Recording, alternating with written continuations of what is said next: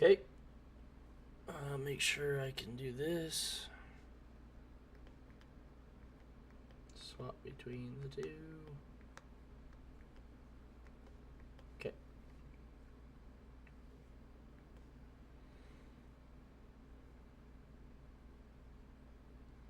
And just real quick, I'm saying something, test, because this is the first time I've done it with my new PC. Your turn.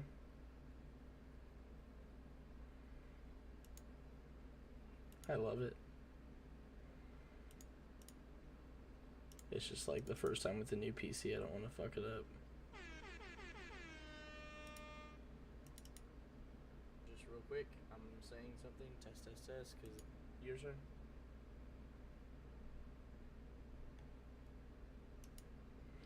I'm really glad we fucking did that.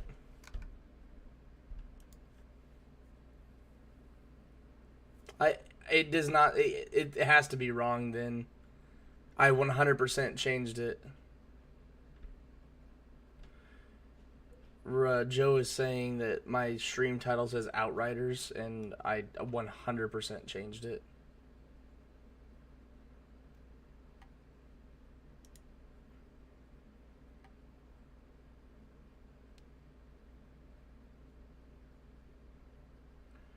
Okay, what is the... See, my whole problem right now is that it's not detecting Discord. How do I let it detect Discord?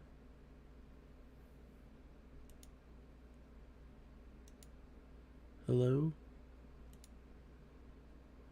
No, I'm just... Okay, say something again. Hello, darkness, my old friend.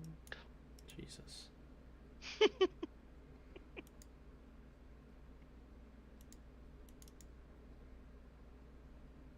darkness, my old friend. Okay. You are now there. Fantastic. Alright, you ready to begin? Yes. Alright, I'm gonna do the intro.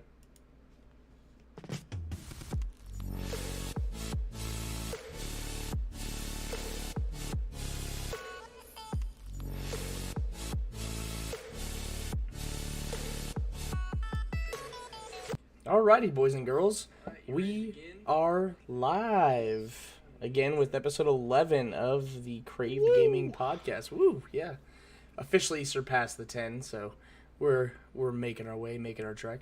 Your weekly gaming podcast. My name is Chase, also known as Crispy Claire, and I'm joined, as always, by my good friend Ross. Ross, how's your week been? Dude, it's been great, man.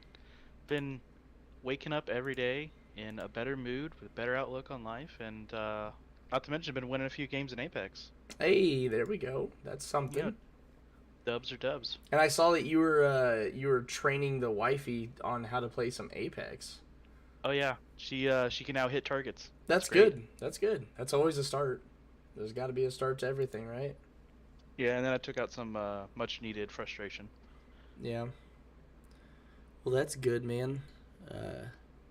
My week has been pretty rough, to Damn. say the least. I mean, not like in a mental state or anything. It's my dog chewed up all of my cords to my PC, and I had to rebuild a new one. And this is the first one that I've ever built on my own. So, as of course you know, it took me 3 days. So, all the way from Monday when she chewed it up, I got all the stuff on Tuesday, went Tuesday through Thursday of trying to build it, and then I was finally able to actually play stuff Thursday night into Friday. So it was kind of rough, but you know, it is what it is. What are you going to do about it, you know? As long as you're operational, it's all that matters. Yeah, I think I am, but then I was doing that stream earlier too, and your wife hopped in and physically saw my game crash twice. And Yeah. I don't know why that is. Like it What were you playing? I think Division because you were 2. Yeah, you were having a ball with it, and then it just kept crashing. Yeah, it's so dumb. So I tried to play the Division 2, and yeah, it crashed. It crashed on me actually 4 or 5 times today, and I haven't even made it past the intro, just the intro. So super annoyed by that, but I don't know if that's a my PC thing or if that's the game thing, so it kind of worries me a little bit. I just don't know. Maybe a little bit of column A, a little bit of column B. Possibly, and it scares me because that means if my stuff's messed up, then um, I did something wrong, and then it's gonna blow up in my face, literally. Well, let's not. I mean, everything's working fine now. Probably the Division. I hope so. Do you have any other games that are crashing? No, just the Division. Makes me think that it's just the Division. And yeah, and Call of Duty makes my PC run extremely loud now, so it kind of can, like, it didn't used to be that loud, and now it's extremely loud to play the game. Like a jet engine's taken off. Yeah, and it wasn't like that before, so I don't understand exactly why that's the case, but it's okay. Moving on. Today, we are going to be discussing Alan Wake. Last week, we had an Apple podcast review that said that since we like, mystery horror games and stuff like that, that we should try Alan Wake. Neither of us had ever really heard of it or really played it. And so we decided to download it. And, of course, I got minimal amount of time to play it just because my PC got kind of built a little late in the week. But I did as best as I could. And Ross was just busy throughout the week, so he also did the best he could. We both got through about 2 or 3 different chapters out of the 6, so we weren't able to complete the game, but we definitely did everything we could. And then we just, cliff noted the rest to see what kind of happened. Unless, did you finish the game? I got a majority of the way through. I never had a lot of time this week to actually fully play it. So on a few of my lunch breaks, when I realized I didn't have time to complete it, I watched a gameplay of it, just from multiple angles, like different difficulties, just to see like if there was anything different between the two, between the different difficulties. And so I mean, I saw the ending. I know what happens. Fantastic. Okay, cool. Well, same thing as every week, just going over everything. But so we're doing Alan Wake this week. We're gonna go over our opinions on if we enjoyed Alan Wake, what we liked, what we disliked, and everything like that. But first, of course, we're gonna get into everything about the podcast itself. Announcements. This podcast goes live on Twitch, Facebook, and YouTube every single week, Sundays, 7:30 p.m. Central Standard Time. This podcast gets pushed out to just about every single podcast app out there. If you think of it, it's on there. Honestly, I thought it was on almost everything, but this week I actually got the email notification we got accepted into Pandora. So we're officially on Pandora. We are going to be in the just chatting section, which I think that's something I need to fix because I don't think I put myself in the just chatting section, which is fine. And I'm also in the Twitch chat, so if anyone is live with Twitch, drop a hey. You'll get a hey back. And if you have questions about the game or questions about the podcast, we'll answer them live. Oh, and this is what your wife was saying. Okay, I appreciate you, Joe. So I caught it later. I thought she said the title of this was Outriders, but I was like, no, I changed it. Joe was saying that the game that I chose that we were on was Outriders. So I have updated it so it's no longer Outriders on there. It is officially put in for that. Okay. Thank you, Joe. I take back my "you were on drugs" comment. I am a man. I am a male human being, and I don't think things through before I talk shit. So I talked shit and didn't think it through, and you were right. All of these podcasts go live on YouTube as well. This gets pushed out to YouTube live, but it also gets put as the VOD on my Twitch channel and YouTube. It's all Crispy Claire. So all that happens. Anything else, Ross, on the podcast part? I don't think we had some recent followers, I believe. We did. I was about to get into that. Sweet. So I'll do the recent followers since it's still on my channel, and I just want to make sure that they get that. Yeah. And then I'll let you do the review. How about that? That sounds good. Sweet. Yeah, that's good, Tracy. So, recent followers in the last week, I want to thank Yesum12. Love the name. I just think like South Park or Family Guy, where I go yesum. Mm-hmm. And GTA 5 Junkie. I appreciate the follows, guys. I hope that you're enjoying the content that comes out of this channel and continue the support. I appreciate it. And moving on. Yeah, we got a beautiful 5-star review from Get Your Bread Up Boy, who was our beautiful co-host last week. He title was Love the Gaming Community, and he put, we were very knowledgeable about his gaming, that's for sure. Very friendly and comedic host and co-host. Never an awkward moment of silence. Really enjoyed feedback from his audience. Love to please everyone he possibly can. Had a great time listening to this podcast. Well, we had a great time recording and having you on it. That's very true. And we really appreciate the support. So thank you. Thank you, Get Your Bread Up Boy. Yeah, last week's episode was definitely award-winning. It was a lot of fun to have him on here. It was a lot of fun to... We're Grammy nominated for that, right? Yeah, something like that. If that's what... Yeah, Grammy. Yeah, that's what that is. Is that what podcasts are for? Yeah, it was a lot of fun. I had a lot of fun with him on here, and I'm really excited to see all the other future hosts or future guest stars that we're going to actually be putting on here with other games that we do. Other people who are extremely knowledgeable into the games that other games that we're going to be like, doing a podcast on and actually giving our opinions and all that. A lot of people, we know a lot of people that do a lot of different games and that are part of like the competitive scene in some of these games. So it's going to be a lot of fun moving forward. Oh yeah. And then, go ahead. I was gonna say it's always nice to get their perspective of the game, because they put their heart and soul in some of these games, and you can definitely tell that when they talk about it. It's really cool to see people with their own passion on their own gaming. It kind of makes me have a whole respect for a game I never even would have looked at. Yeah, afterwards. exactly, dude. I agree wholeheartedly. What's your drink of choice tonight? Dr. Pepper. Nice. Is it ever not Dr. Pepper? No, because that's the one thing that's the one taste that has returned to me. Or because there's 23 of them, and I can only get one out of the 23. What is the one? Sweetness. Oh. Dude, dude, anything I eat has to be either really, really sweet or covered in cheese. Otherwise, it tastes awful to me. This like post-COVID crap is. Ugh. Food is the one thing I love, and it's taking it away from me. Dude, ain't that the truth? I'm on a diet right now, and I'm getting food taken away from me because I'm on intermittent fasting, so I can't eat dinner. Ooh. Oh, it's terrible. It's terrible. Anyways, moving on. The YouTube channel. I want to thank the one and only Princess Bayo for subbing to the YouTube channel. I appreciate it. And what's up, Dorkfish? Hey, man. Yeah, What's up, buddy? We're doing your Alan Wake, buddy. Dorkfish here in the chat. Of course, watch us live on Twitch, twitch.tv/CrispyClaire, and you can actually do the chat interaction. Yeah, we're doing one on your Alan Wake. You're about to have fun with this one. Oh yeah, yeah. It was an adventure for sure. Yeah. So, game and review.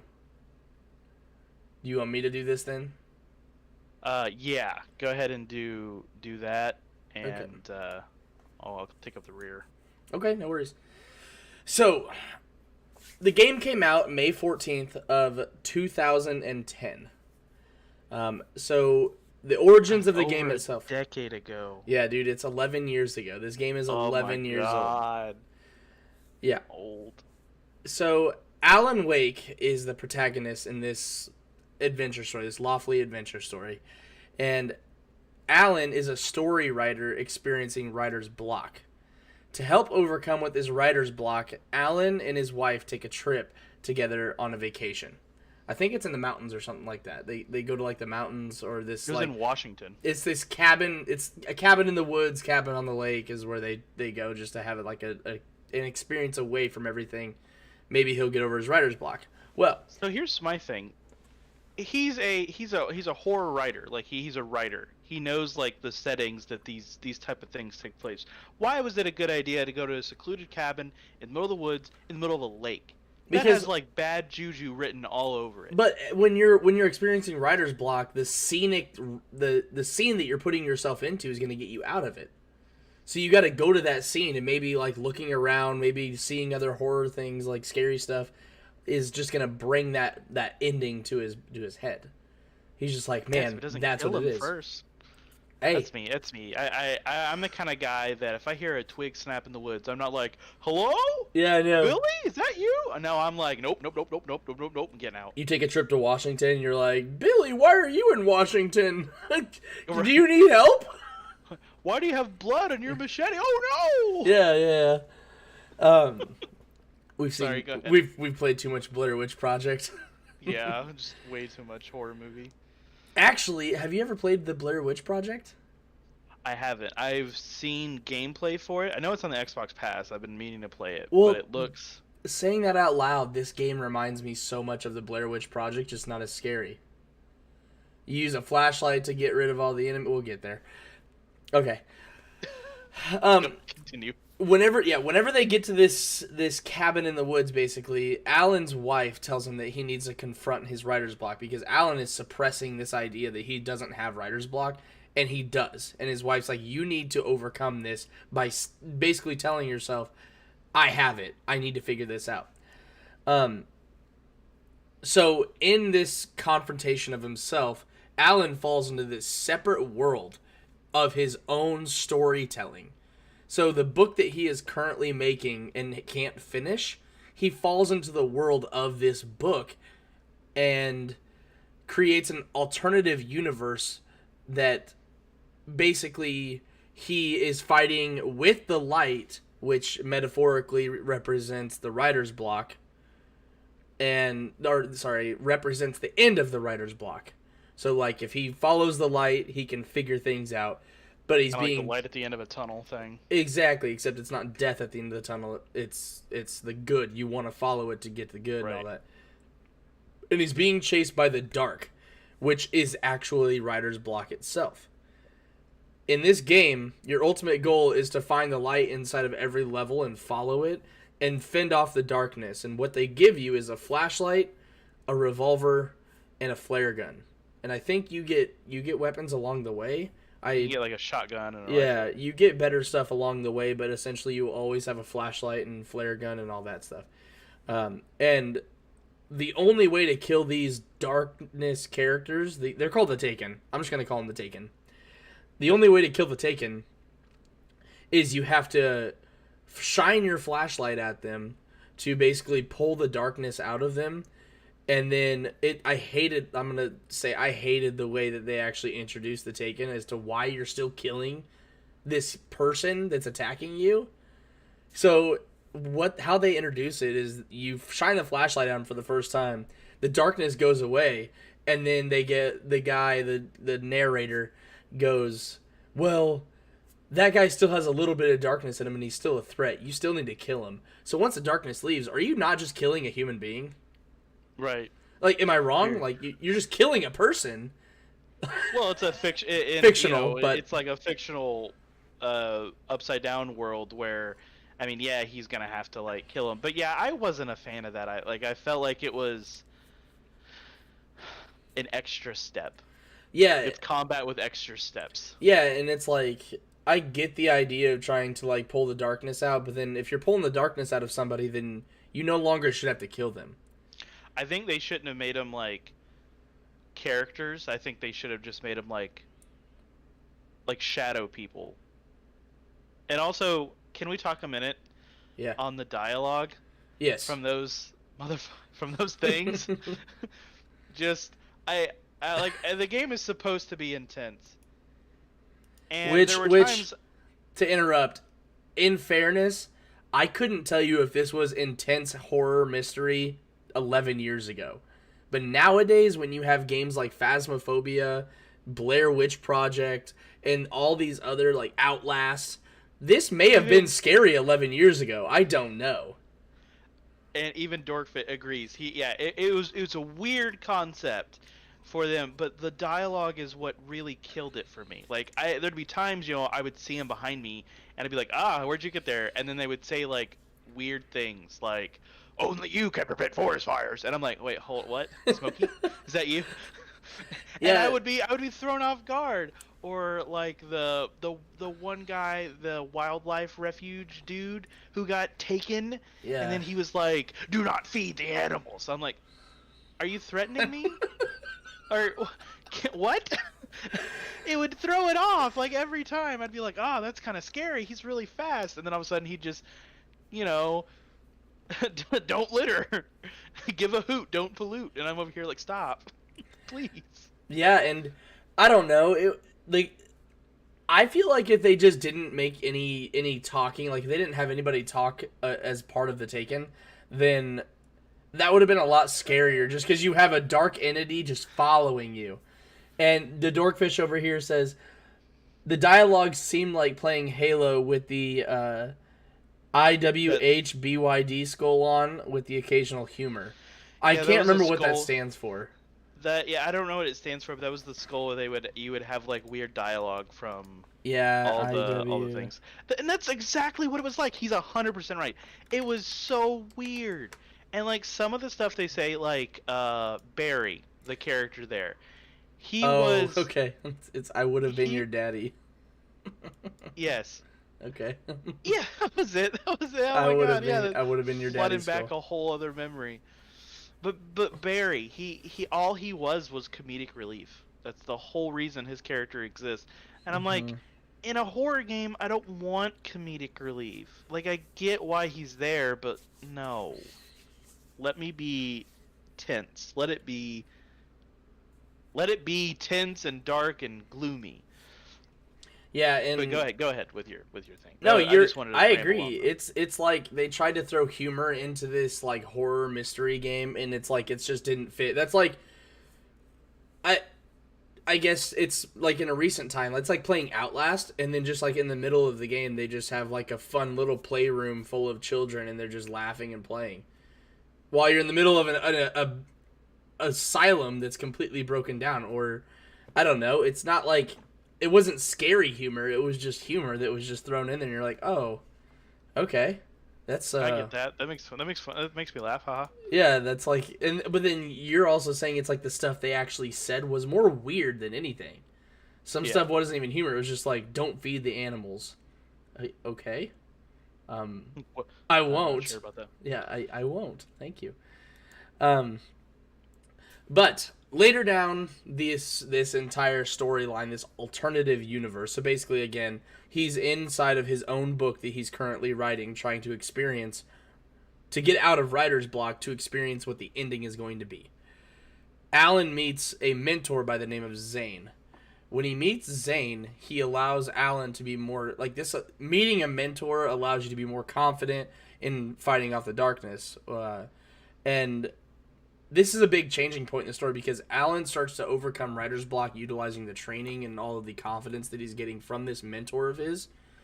And once Alan overcomes the objectives in his mind, he's thrown into a new world. So basically, it's like a new chapter.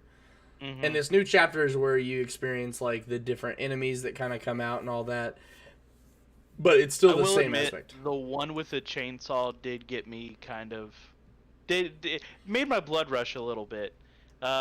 Mostly because I was like, okay, chainsaw. But then he was fast with that chainsaw, and I was like, oh, okay, can you not? Holy sh! Like there were times I was Hmm. panicking through that chainsaw, but a lot of the enemies to me were repetitive.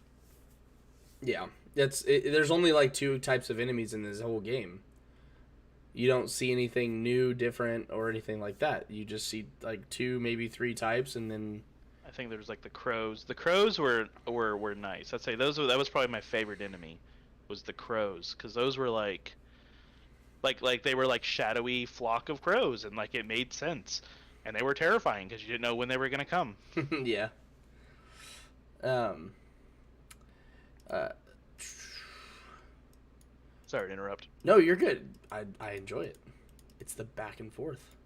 It Um. is the So, in this new world, Alan is met with a lot more tests as he starts to have to actually uncover his manuscript pages for the book that he's writing. He's having to like find his book within his book, basically. and he starts to meet a bunch of friends, and this also brings enemies and stuff like that, but we'll get there. So he meets friends like Barry. Barry is a humorous guy. He brings a lot of laughter to this. He is basically like the sidekick that ends up being with Alan. He also meets like an FBI agent and a town sheriff that he sees. But the weird thing is so in the previous quote unquote chapter of this book, it's basically set in the scene of a lighthouse and a cabin by the lake. Well, in this chapter, he actually gets told by the sheriff that there's no such thing as a cabin by the lake. So this is where more of the horror kind of comes in. Is like, where have you actually been? Because that place doesn't exist. You haven't actually been there, and of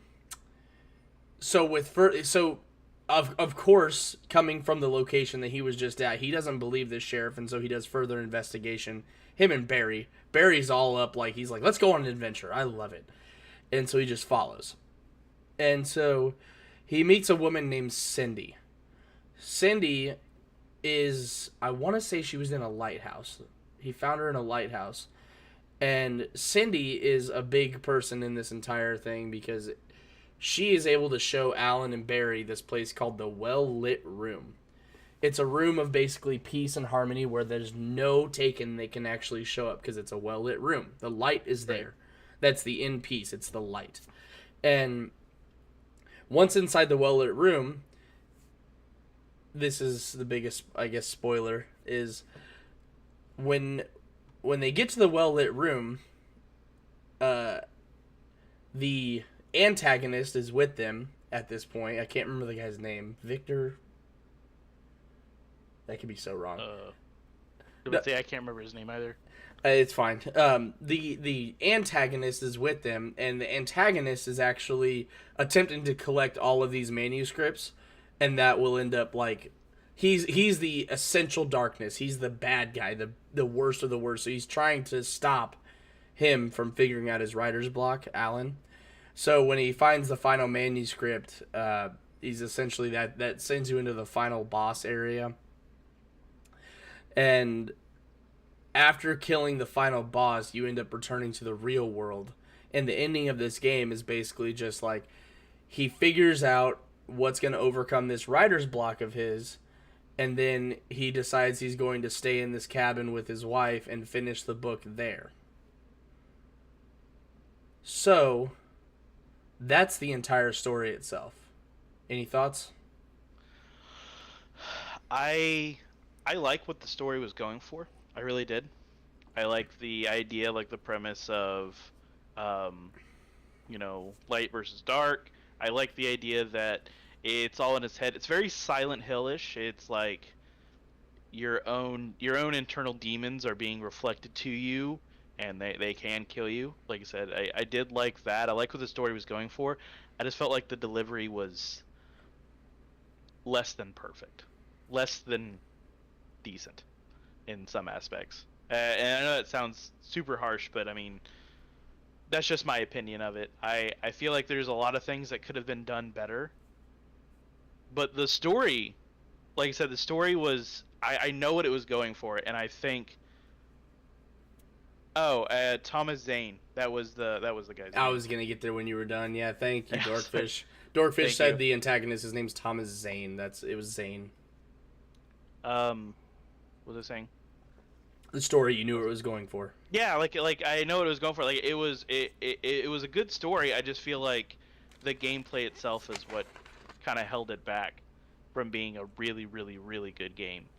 And I think there are some elements of the story that was forced because I think this would have been a better like Netflix show than it would have been a video game. Does that make sense? Yes.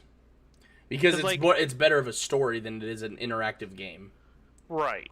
And one thing that I found tedious was like the apartment levels that were flashbacks. Like those were just unnecessary. Could have been a cutscene.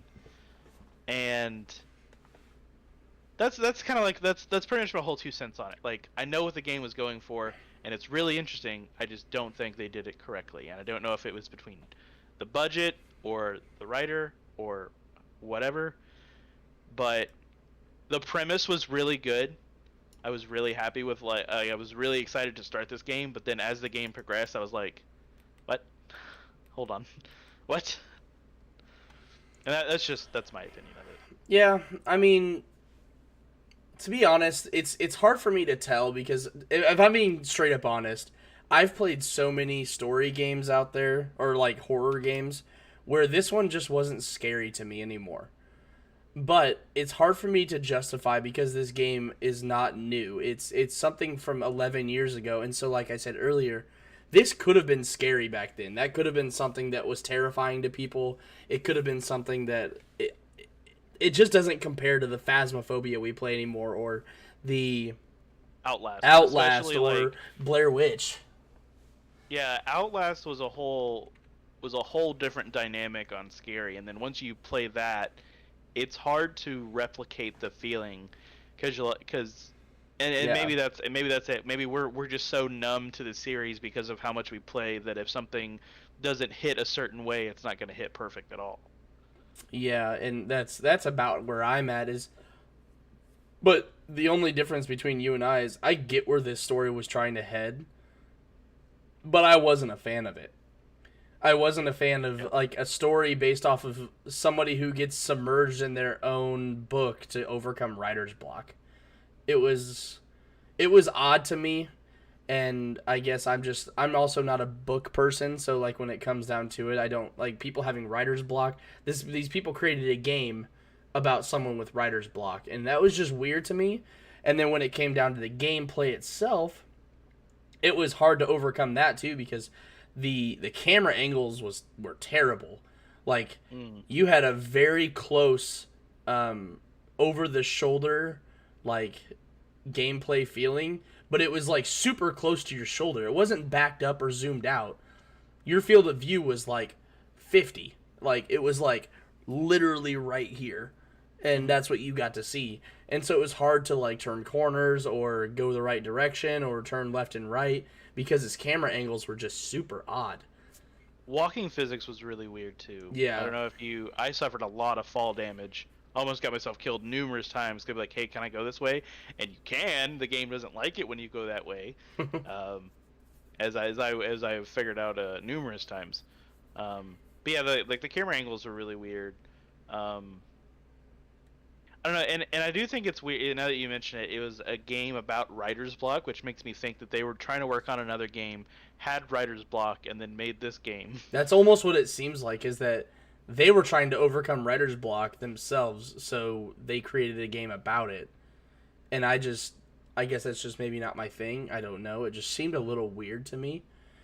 And It's hard to compare. Sorry, good. No, go ahead. Go ahead. I was gonna say it's hard to compare. Like I said, I already made the Silent Hill comparison once. Yes. Because that's kind of like a story in Silent Hill 2. You play as Henry's the guy in the first one. I can't remember the guy in the second one. He plays a guy whose wife's been dead for 2 years, and then he receives a letter from the wife saying that she's in Silent Hill. He goes to Silent Hill, and you're there looking for your wife. Spoilers. But it's a whole thing about she's already been dead, and this is him overcoming his death with her. And like, I feel like if they would have went with that angle, as opposed to the writer's block angle, it would have been a really good game. Because at the very end, like, she's been dead for 2 years, and you everything else has been a hallucination. Like, that would have been a much better like storyline. You know what I mean? Yeah, because they could have added a lot more like different monsters into like a dead version of her that he has to kill so she knows that it's she's dead.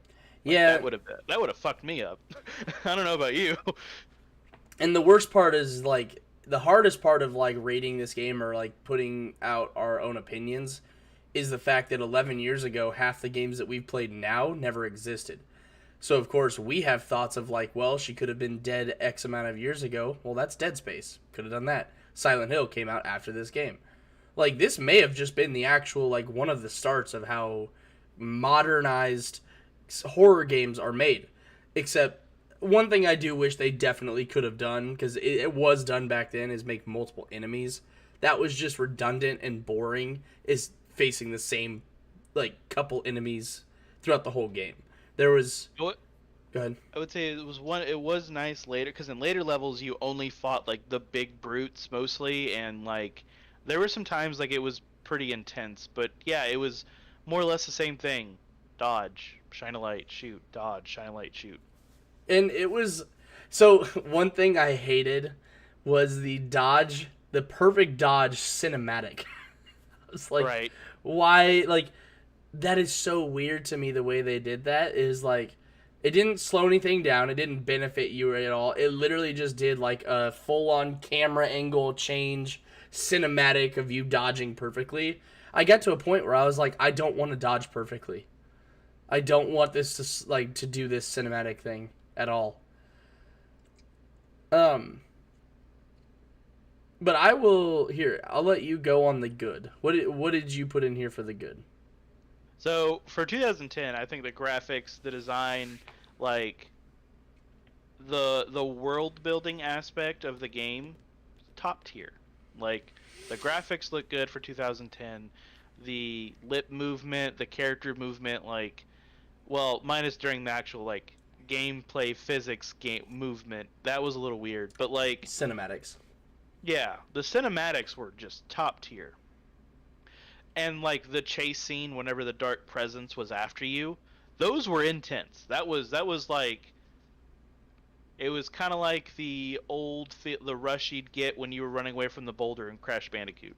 Like you felt like, oh, this thing's behind me, I gotta go. Especially like in the later ones when it's like throwing stuff at you and you have to like dodge behind trees and stuff, and then like you're bobbing and weaving as like cars and beams are falling in front of you. That was great. Mm-hmm. Or like in the beginning, one of the very first levels is he creates like this giant tornado, and you have to Right. run over the bridge.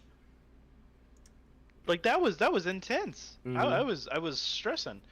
And then, like I said, and I've mentioned it time and time again, it was a good idea. Like, I get the premise. I think they should have just went with a better. What am I thinking of? A better like base for the story instead Foundation. of writer's block. There's a lot of things they could have done. The human mind is fragile, and there's a lot of demons that live in there, like depression, bipolar, schizophrenic. Like, but they went with writer's block, and I'm like, I get it. Writer's block is intense for those that do suffer writer's block. I'm a DM for Dungeons and Dragons. When I'm stuck, it's infuriating. Mm-hmm. But I think they could have gone with a better angle.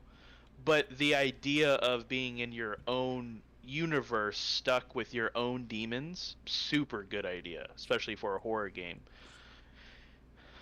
That's for me. That was the good. Yeah, and I didn't write anything down in the notes here. I just was trying to think of everything while I was doing all this. The good for me is I like that you could have different weapons, definitely. Like, you start with a revolver, and they slowly graduate you to better stuff while the enemies get a little tougher. Um, and I'll get right to that, Dorkfish. Just give me one sec. And I also agree with the cinematics. The cinematics were really good for 2010. I mean, we're playing on crazy PCs right now that can play Call of Duty at maximum FPS on maximum settings. So when you put maximum settings on that with our stuff, it looks really good. And they did a really good job at that. And I also like, of course, the premise of this, the foundation was writer's block. But the way he got around writer's block in the entire story, you kind of start forgetting about it, and then you're like, wow, okay, we're going here. It's definitely not like a go here, go here, go here, go here, and then you'll find the light. It's like you'll go to one place, and they'll be like, okay, you're in the wrong place, and then you're like, okay, I have to figure this out. Nobody tells you where to go. You figure it out yourself, which I like that in a story, because like we were talking on Dead Space, and Dead Space was like, you get to the med bay, and they're like, oh, well, thanks for clearing that out. Now go to the engineer's bay. Well, now go there, and that's just like back and forth and back and forth, and you're just like a rat listening to people. But this guy's on an adventure. He's finding this out for himself, just in a more interactive scene. Mm-hmm. So that was kind of cool.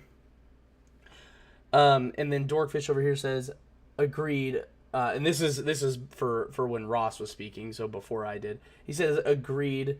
Even when they added the poltergeist enemies, they became easy. Also, it's funny when you're saying it would make a better TV show. The game and makers made this. Excuse me. The game the makers made this is like half TV show and half game. Quantum Break, they also took a lot of influence from Twilight Zone for the game. Oh, I didn't know that. I didn't either. That's pretty cool. That would make sense. I could see a lot of things from Twilight Zone. I could too. In this little. That makes way more sense too. Well, I'll move on to the bad. Because you started with the good, so I'll go with the bad. So the bad is the delivery of the story. It just felt linear. It was just like there was one path to take. And correct me if I'm wrong, because we kind of wrote this together. But like, if you have other thoughts, go for it. It was like one path to take everywhere. You could only like you're walking down a path. Enemies would just pop up to your sides. Like, they wouldn't come out of nowhere. They wouldn't come from on top or below. There was no jump scares. It was just straightforward, super easy, nothing to it. Thoughts? Yeah, like, it was very follow this path, and, like, you could deviate from the path a little bit to, like, find some supplies, but it was very, like, I always knew where to go. I was never once like, oh, I took a wrong turn, or oh, I'm lost in the woods. And for a game that really structured on being, scared of the dark, they could have played so much on being lost in the forest in the dark. But they didn't. And yeah, so like all the other linear games out there, like let's say Crash Bandicoot, every once in a while you're gonna come among like a broken path, like take a left or take a right. This game didn't have that at all. It was just straight paths. There was no, well, if you go here, but if you go straight, there may be like a small little bubble on the side that's like, here's some supplies, and then you just go right back on the path. Right. So it was a little weird. There was no like, because I like that in a linear video game as well, is like when you have to contemplate, like, you always want to go the wrong way first, because that has extra stuff. And yeah, so that, and I just wasn't a fan personally of the enemies that were in this game. They seemed easy. They seemed boring. They could have done a lot more. It was basically just shadows, shadowy figures chasing you. So it's like they just didn't have the money for like an actual like enemy or something to come about here. But that, or they were more focused on like the story aspect. The one enemy that, like I said, they did get right, I think I mentioned this earlier, was the crows. The crows were nice. It was a good change of pace. Especially when like you were riding this escalator cart thingy, like a train cart that would like suspend you in the air. That crow was those were intense. Like that's the part they didn't get right, and like the poltergeist twisters, but like the taken people themselves were just obnoxious. If anything, just like these guys. Like it was more like I would honestly run around a few, because you could just escape from almost any fight. You didn't really have to fight any of them. But yeah, that was for me. Like that was a big chunk of the game where they really could have dropped the ball on, was the enemies. Yep. So, finishing thoughts on the game. I mean, that's all I have for the bad. I mean, do you have anything else? It was like, because I mean, the other bad is we've already mentioned. Like, I think the foundation could have been way different than what they actually created. Like you said, writer's block is like the last thing on my mind. If that were to be, if you were to take the intro out of this game and just let someone play that, like the middle piece of it, and tell them like, what do you think the main preface of this game should be, you would say something other than nobody would say writer's block. It just wouldn't happen. Right. Honestly, like there were a lot of elements of like depression or doubt. Because usually shadows are obscuring, shadows hide, conceal, so we would see like doubt of the future, self-doubt, lost, things like that, which I guess writer's block is just another form of being lost mentally. Yeah, that's kind of the bad for me. Yeah, okay. So my finishing thoughts on the game myself. I mean, I say this game was okay. I think a lot of it just has to do with the fact that that this game was just so old at this point that we played so many other horror games that this was just like an outcast to me.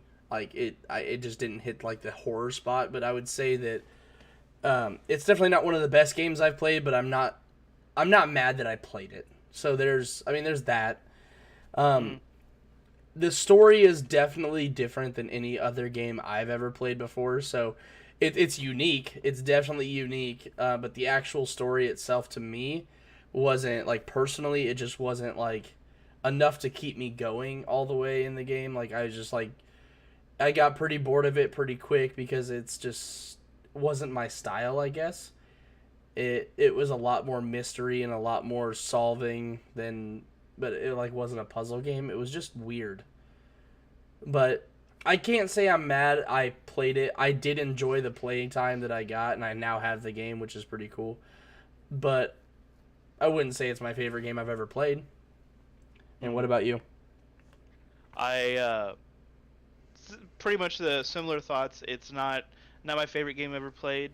Um, I don't regret playing it at all. If anything, like I said, the concept is really really interesting.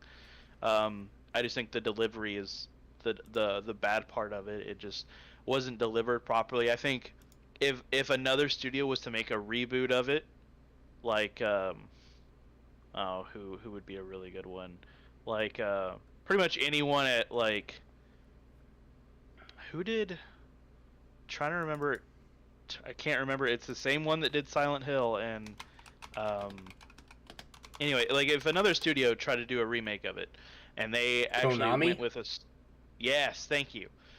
If they were to get their hands on like the concept and make it, because like I said, it would essentially be another Silent Hill, but they would just have their own premise of being stuck in. They could either take the writer's block and expand on it to its writer's block is a symptom. What's causing the symptoms?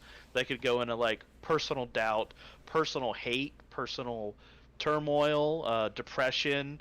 It could be like they could be like bipolar, where he is just going through like this off and on thing where he can't focus. Even better, it could be schizophrenic, and then he actually has a personality that does the murdering in the stories that he writes. That would be interesting, That would be crazy.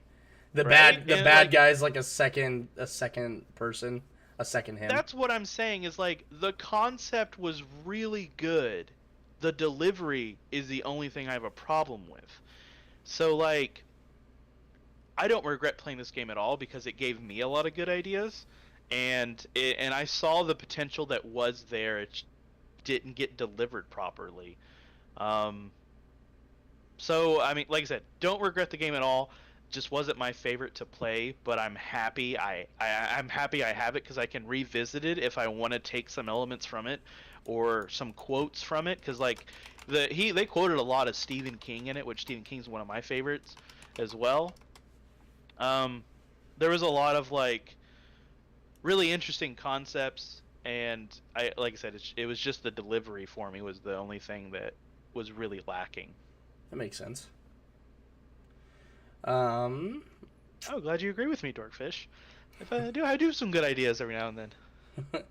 yeah, it's. I think that's the biggest thing when it comes to us right now with this game is that the game is older to a point where we've played so many of these mystery horror games, and it's just we have so many other thoughts that this thing could have been because Mm. we've experienced all of Silent Hill or Resident Evil or Outlast or Phasmophobia or all these other horror games that give other ideas off, or we've even watched scary movies that could have been a better Mm-hmm. plot, a better plot than this. Um, I mean, so into the ratings. I mean, I'll just give an overall rating myself. I honestly, it's a personally for me. I would only give it like a 3 or 3.5 out of 10 for me. It's just hard to determine because of how many other games I've played. This one just didn't hit that spot for me. The story was okay. It could have had way better stuff going on with it. Mm-hmm. They could have changed a lot of things. Enemies were too redundant. You only had there was too few weapons, too few, and then just the story itself. I wasn't a fan. It was just like follow the light, stay away from the darkness. The darkness is your writer's block. The light is getting out of writer's block. And then he gets out, and the actual ending was not good to me. It was like, oh, is that the end? Yeah. Okay. It left. I was like, which I think there's another like side sequel. I don't know. There's something called like Alan Awake American Nightmare or something like that. I don't know. I never got a chance to look into it. But yeah, so I mean, personally, it's just I would only give it a 3, man. Like I probably wouldn't play it again because the story is pretty basic. Once you play it once, there's no reason to go back because it's hard to not know what's going on. Like once you start it up again, you're like, oh, I didn't remember what the ending is, and the ending was so bad. There's nothing that I'm fighting for. Yeah, it makes sense. See, Dorkfish says it was. You say it's a crap arcade game, but this game actually released at $50. It wasn't a $10 game originally. It was a $50 game for like the older 360 and all that. Like, let's see, and you can do yours while I. Yeah, I was gonna say like, me personally, I'd give it like closer to like a 4 to a 5. Oh, geez, this was Microsoft only. Was it really? Yeah, PS4 didn't release on PS4 at all. Oh, he's talking about American Nightmare. It's similar to Gears of War Horde mode, where it was wave after wave enemy. American Nightmare. Oh. Oh, thank you for that. Yeah. Okay, that makes more sense. Like me personally, I would give it a little bit like 4 or 5 rating, mostly because, like I said, I saw the potential that was there. The story didn't get delivered the way I would have delivered it, but I know what they were going for, and so like it was interesting. You're right though; it doesn't have a replay value at all. Once you've beaten the game, you're like, okay, I'm pretty well done with this. And it's just the gameplay itself, the enemy mechanics, the chase scenes were nice. Like there were some good parts to the game, but the ending and the delivery and like the concept they chose to go with just drags it down for me to like the 4 to the 5. I'd probably give it a 4, if anything. But like I said, the concept they're going for, like I said, if another game reboot this, like another company that reboot this, they could have a field day with the idea of it. It'd probably rival Silent Hill. If anything, it should have been like a Silent Hill, Alan Awake or Alan Wake, or I would have loved to have seen that. Oh, I would have loved to see Konami get their hands on this concept. It would be so good. They do a pretty good job at these foaming things. at the mouth. No, because like Silent Hill 1, I think came out in 1993,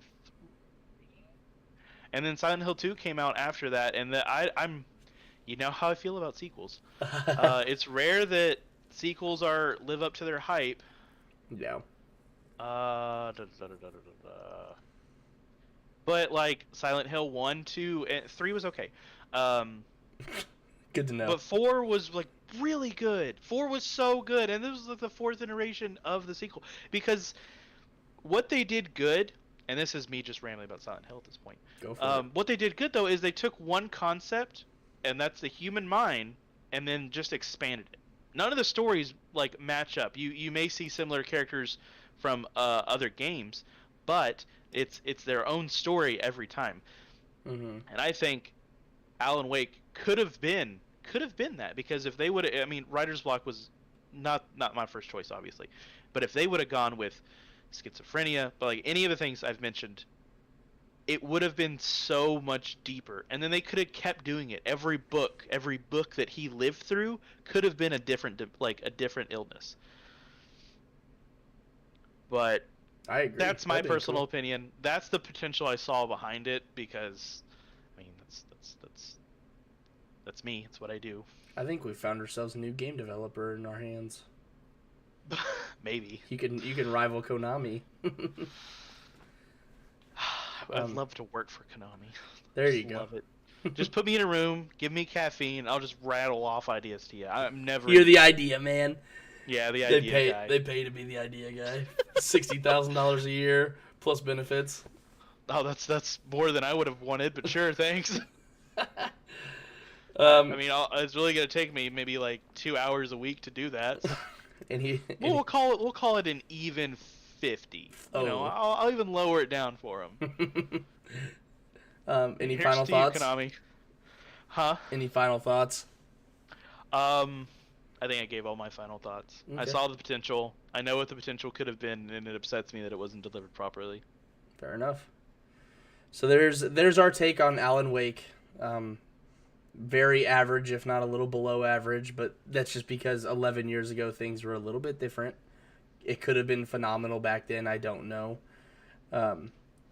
But to finalize this episode, find us on social media. My Twitter and Twitch is Crispy Claire. My Instagram and Facebook are Crispy Claire TTV. You can find this podcast going up on all of your favorite podcast apps out there. We are now on Pandora as well. You can find us on the Discord in the chat too and I'll link it in the show notes, the way to get to our Discord. And Ross, your socials? I am on. What am I on? I'm on Twitter at pflavor, PFLAVAH, and you can also find me on. I think I made an Instagram. I think pieflavor. I'm also on Twitch at pieflavor, PIEFLAVAH. I also want to thank Dorkfish. Yep. For just hanging out and vibing the whole time.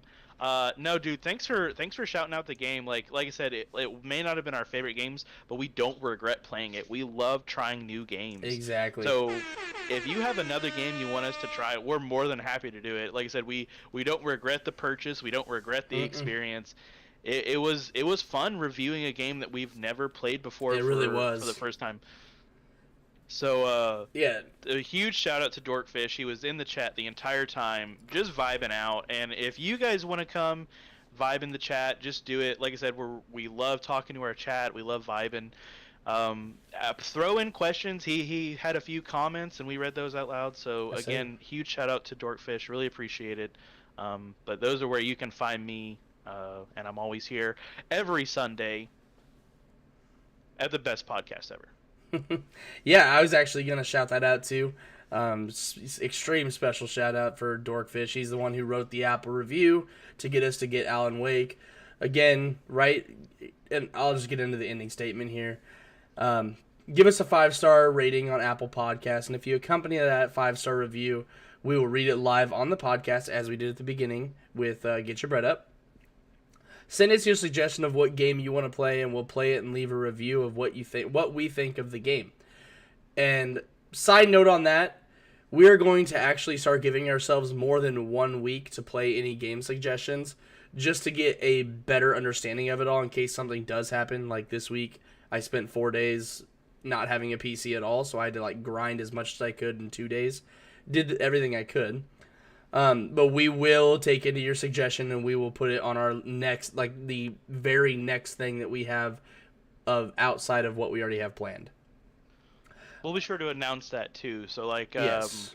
If we're gonna do your thing, we'll blast it out in our Discord, and on our social medias. So if you shout out a game and leave a review, you better be following us, because that's where you're going to find out what week we're covering your game. And then you can be like my man Dorkfish here and just vibe in the chat as we review the game. Yep, and the Discord will be in the show notes for everyone to do that with. So again, leave a 5-star review, accompany it with a review itself. We'll read it aloud, and we'll take in your game suggestion. And in the Discord, we have a game suggestion there as well that we look into, and we have feedback things and voice chats and stuff. We're live every Sunday, 7:30 Central Standard Time on Twitch, Facebook, and YouTube at Crispy Claire. And the best way to listen is to listen live, honestly. I love and support all of you who do download this and listen to this yourselves, but listening live is the best way to do it, because as you've seen here with Dorkfish all night, We are very interactive with our chat. You can give your own opinions while we give our opinions. We'll put that out there, so you're going to be on blast with everybody here who's listening on this podcast. So again, check us out on Twitch, Facebook, or YouTube anytime, and it's at Crispy Claire, and I think that's all we got. Thank you all for coming out and listening to the Crave Gaming Podcast. Peace. Peace. Sweet. Still streaming, but recording's over. Nope.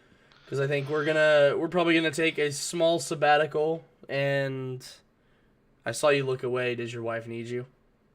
No. She just didn't know if we were still streaming. Okay. She just wanted snack. I'm gonna get snack too. Oh, okay. Yeah. I'm gonna put this on the BRB window because I'm gonna go. Lindley just woke up, so I'm gonna go say hi to her. Yeah, she took a nap. She had to get up super early today, and oh, gross. Yeah. Hey, man. It helps me sleep until noon. But text. Do we have any word on Alyssa? I think she was just waiting on us. Let me double checks. Okay. So everyone who is actually still in this chat, I'm going to continue streaming. And are you streaming with me, or are we doing a dual stream? Are you getting off stream? I will be on, but I probably won't be streaming. Okay. So I will switch this over to my window then.